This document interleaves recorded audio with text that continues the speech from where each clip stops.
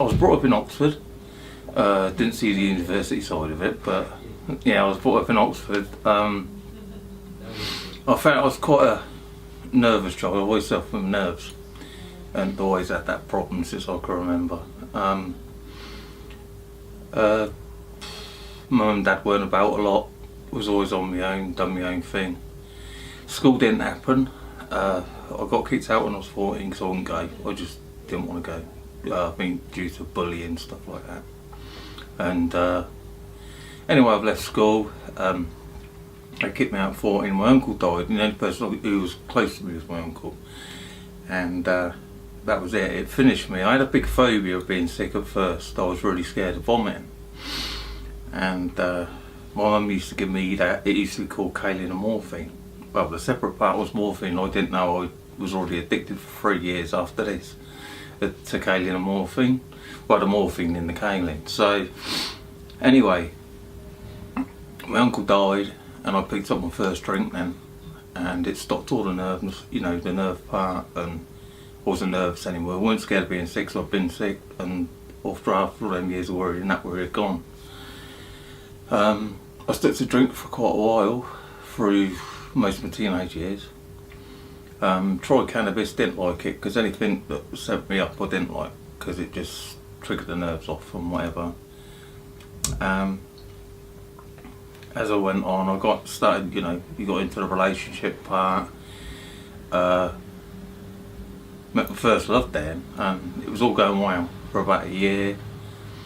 And I knew something weren't right, and I was coming back at 5 in the morning, totally off my nut, didn't even know where I was coming or going, and I did say to her one night, I said, you know, I don't want to take you with me on this, because something's not right, and I just went, and I went back home again.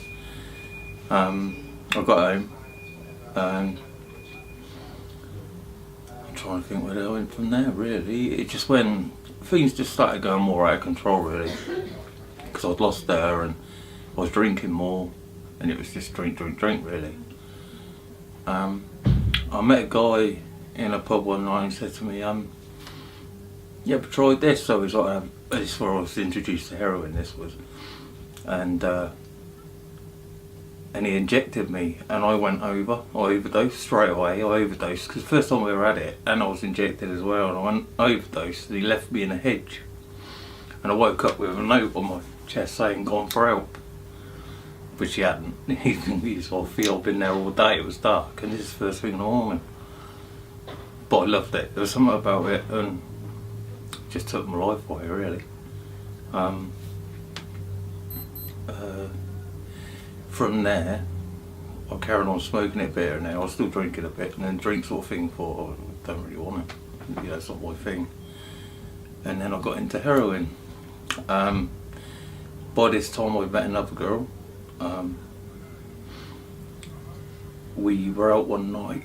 I was 21 at this stage. We was out this one night. Never been to prison in my life, never done any, you know, been in trouble, just petty things maybe. This is back in the 80s. Nothing really bad. I'd left the heroin then, I just thought I had a little dabble here and there.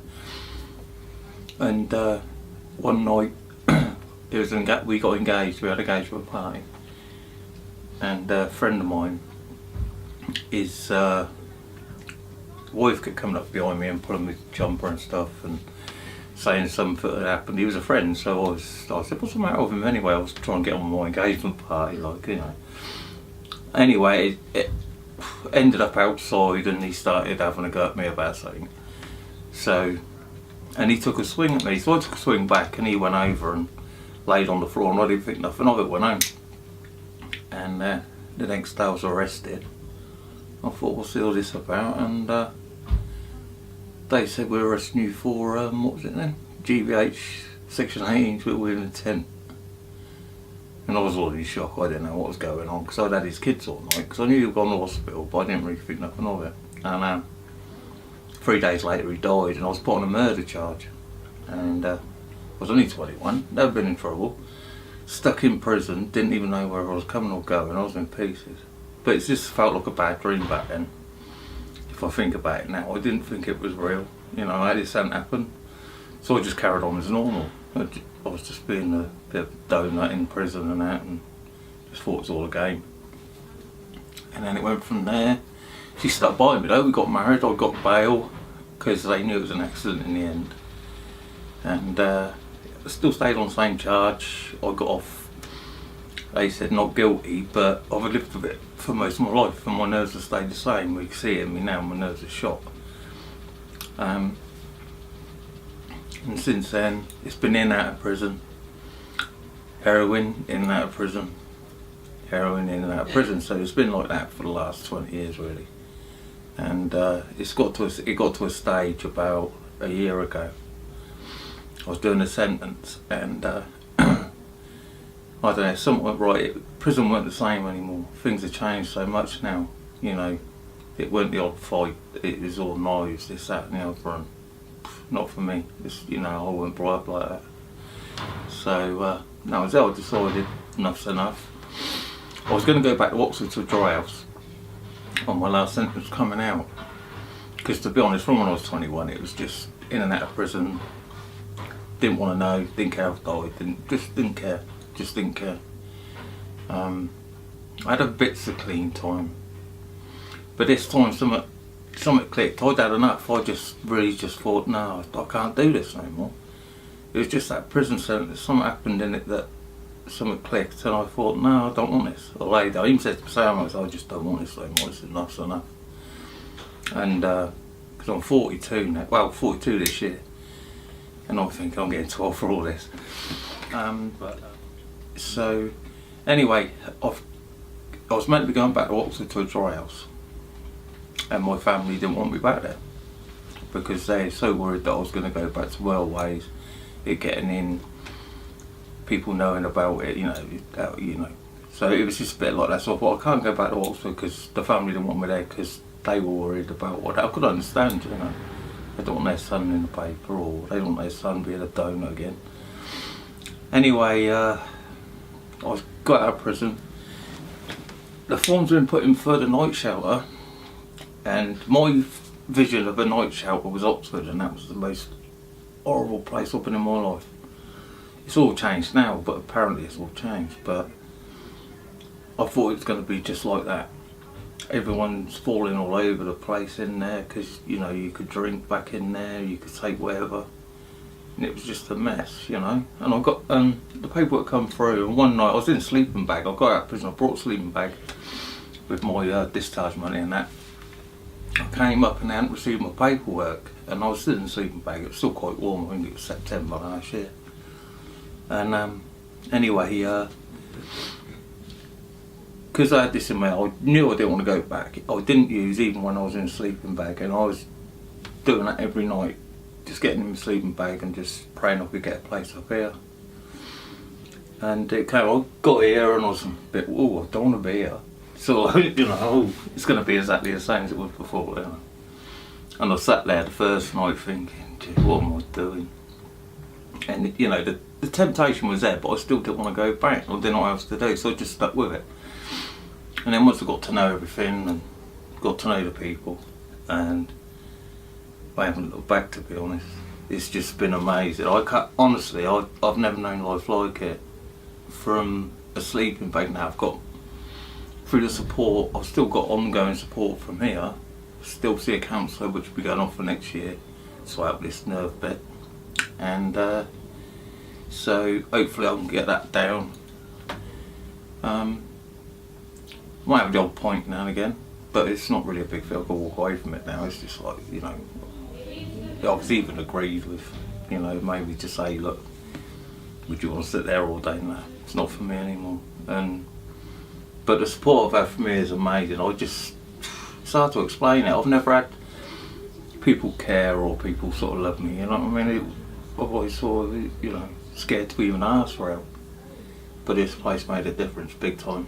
And the people, and even the people here, you know, just everyone just seeing what goes on. Anyway, now I've left there and I'm got my own place. I'm going to be starting voluntary work in a couple of months on nature reserve near where I live, just to get me back out because I struggle getting out of the house with the nerve bit. but I'm willing to put up with the nerves because it's just one of them things I've got. And I've always covered it up, and I've still got it. It's one of them things. But I can't say enough about what this place has done for me. I just really can't. Liz and Grant. Oh man, I just don't know what else to say about it. I really don't. I just never known it so much love and care to come off people. And now I'm just sort of like getting settled into life again and moving on, really. And I'm saying it's sweating a nervous wreck, but it's alright because I know it's how I am and that's how it is. But yeah, things are a lot better. But that's sort of basically it, really, story-wise. Yeah. Do you still ever get cravings for drugs? No. Well. I think something happened in prison, seeing the way it is now, and the fear of going back. I think that's a big thing. Because before I always got cravings, I try cleaning up. I used to get cravings a lot, and now they just pass me by as if I don't even notice them because I don't want to go back there. So. You spoke about prison the first few times anyway, so you didn't really mind. No, not really. Prison I was so used to it. It was just like an everyday thing. But it's changed so much over the years, Things have changed. I've got older, and it's just not the same as it was. How many times do you think you've been to prison? 6 times, I should think. That first big one, and then after that it's been little sentences. I've had a couple of years, I've had a couple of months. It's been like that through the addiction. Yeah, there you go. So yeah, can you tell me a little bit about the times you spent homeless on the streets? Whew, dear. Homeless, I think there's been about 3 times I've been homeless now. The first time, I think I've been a bit of around the coast on my homeless trip. I can remember I went to rehab in 2003, and I went to rehab and they took me off some medication too quick, and they didn't really know a lot about the Valium back then, and I'd been on it years because of my nerves, and they took me off it too quick and I relapsed, and I ended up on the streets in Weston-super-Mare, and I went into Narcotics Anonymous to get clean then, and I managed to get a bit of clean time. And then I just kept going back, so I ended up homeless again, and then I ended up moving towns because I'd mess it up before I'd just mess everything up everywhere I went. It was just like that. And I'd end up homeless in different towns. And I thought it was going to be the same here. I thought, it's going to be exactly the same. I'll get in a nice shelter, going to meet people who are using again, I'll get into it. It was like that, and it was just never ending. It's been a few times I've been homeless now. I've slept on beaches, I've been all over the place really. But this time's just, I don't know, just something happened, something clicked, and it was just, I don't know. But I've never known, the night shelters I've been in have been absolutely horrible, honestly. So I've had that thought of a night shelter ever since. And since I've been in this one, it's just completely different. It's nothing that I was expecting. Support, and that's amazing, it's unbelievable, and the people, I just can't say enough, I really can't. But there has been a few times that I've been homeless and ended up back on the drugs because of the way it's worked out. So, what would you say to somebody who was considering going to a homeless shelter that has the same kind of impression that you did about homeless shelters? I think really what it is, if this person, well, I've only got experience from addiction, I suppose. So if it was someone with addiction, I could, relate to it. I could say, if you really want to get clean, then you will. If you really want it, you will. And you'll get the support to do it because people know you want it. And then I could do that, but coming from someone else's perspective, just give it a go, you just don't know. I didn't know, I thought it was going to be the same. And, I can never praise this one enough. It is just done something amazing in my life for me, so, What made you keep coming back to different homeless shelters? It's because I've been outside, just being outside, being hungry, and you're stuck, you've got no money, you've got, because your benefits are all a mess, everything's in a mess, so you've got to come in to eat or do something. You need to shout, and especially when winter was coming up as well. So whether you like it or not, I just got in. Still expecting the same, but it wasn't. So all night showers are like that. I'm just sort of still aiming for when I was 20 years old. Things have changed now, and you know, there's a lot more support about now. There wasn't support back then like there was. It was just sort of let you in and let you crack on. But now, you know, you've got there's plenty of rules, plenty, you know, if you're going to do this, you know, it's like that, and it's good because you stick to it, because it helps you stick to what you got to do.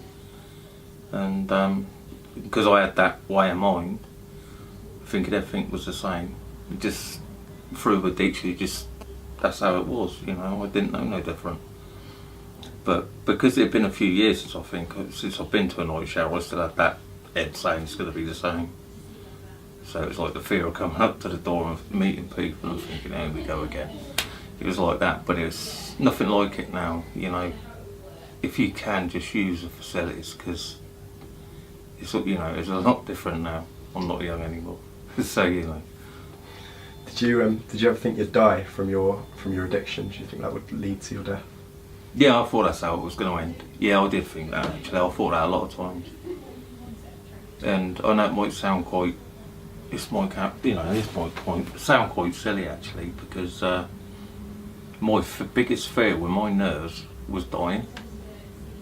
But there you go. I'm injecting every day. I'm doing all that, and you know, I could have died any time, but I didn't. And maybe I'm one of the lucky ones. But you know, it just made. I don't know. I don't know what to say to that. Really, it's just. I don't know what to say. I just can't praise it. Honestly, it is unbelievable what people, you know, if you put your mind to it, what you can do. If you really want to change, you can change. You just need to, you know, let people know you want to. Don't keep it to yourself, because it won't happen. You need to share a bit, I suppose, because I just find, you know, doing it on your own ain't going to happen. Once you've got the support there and you know you want to do it, you can do it.